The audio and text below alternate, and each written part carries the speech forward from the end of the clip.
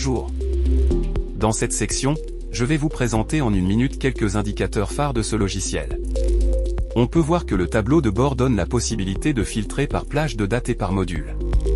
Dans le filtre par module, on peut voir le graphe par sexe, par tranche d'âge des employés, par ancienneté des employés dans votre entreprise, la masse salariale, les allocations telles que logement, transport, familial et soins médicaux, la performance des employés.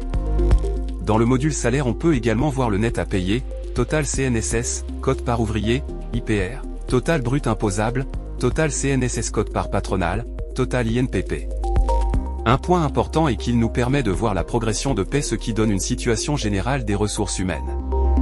Nous avons aussi le total général sur les heures supplémentaires, les primes, les avances salaires et les prêts entreprises. Merci.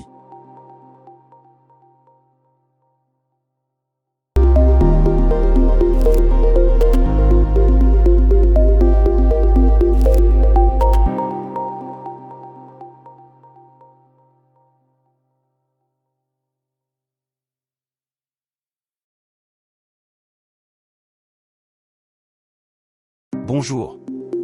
Merci de votre attention, je vais vous présenter dans cette section les principaux avantages qu'offre la présence, qui ce dernier est importante pour le calcul de la rémunération des employés.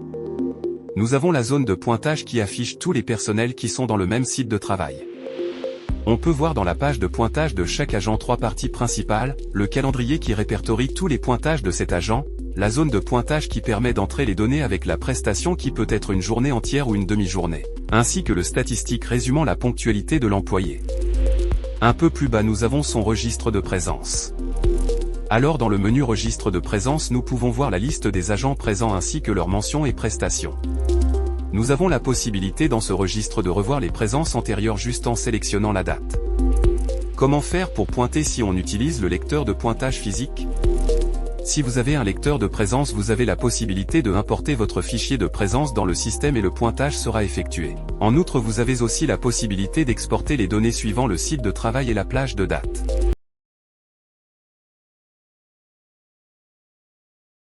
Bonjour. Merci de votre attention. Dans cette section, nous allons voir d'une manière brève la gestion de la rémunération. Nous pouvons voir la liste de paie qui répertorie tous les employés qui doivent être payés. Il est important de savoir que dans cette liste n'est disponible que les agents qui ont le statut en attente. Dans la fiche de l'employé on peut voir le bouton qui permet la génération en un clic du bulletin de paie.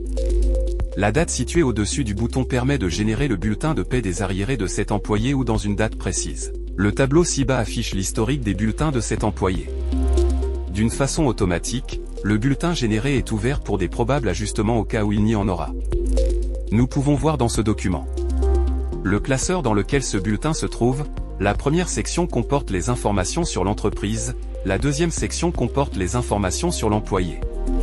Ainsi nous pouvons voir les différentes lignes de la prestation de cet agent. Ensuite nous avons le brut imposable qui contient toutes les informations relatives aux revenus qui constituent la rémunération brute imposable. On peut y voir notamment le salaire de base, le prime d'ancienneté, les primes diverses et les heures supplémentaires. Nous avons aussi les avantages légaux garantis par la loi, notamment le contre-valeur logement, le transport et l'allocation familiale. Les champs éditables permettent de faire des ajustements. Alors à quoi servent les montants qui se trouvent à droite de ces champs ? Ces montants vous donnent la limite supérieure ou le plafond qui doivent être déboursés pour cet agent vu sa prestation si haut. Dans le cas où vous tenez à garder le montant déjà indiqué, les algorithmes vont faire automatique un redressement du brut imposable pour vous éviter d'avoir les impôts non déclarés, ce qui peut vous faire quelques économies d'argent. Ensuite nous avons le net imposable et les différentes déductions, en outre l'impôt professionnel sur les revenus. Pour finir nous pouvons voir le net à payer qui sera déboursé pour cet employé. Note, une fois que le bulletin est disponible, l'agent sera immédiatement notifié pour éviter les retards dus à la communication. Nous avons la page statut de paie qui liste tous les bulletins selon les classeurs. Il contient les bulletins en traitement et déjà disponibles. Enfin, nous avons le relevé de paie qui est important dans le cas où l'on peut l'extraire et envoyer soit à la banque pour les paiements ou dans d'autres besoins. On peut notamment le filtrer par classeur et par service. Notez que le relevé de paie ne contient que les bulletins déjà disponibles. Merci pour votre attention.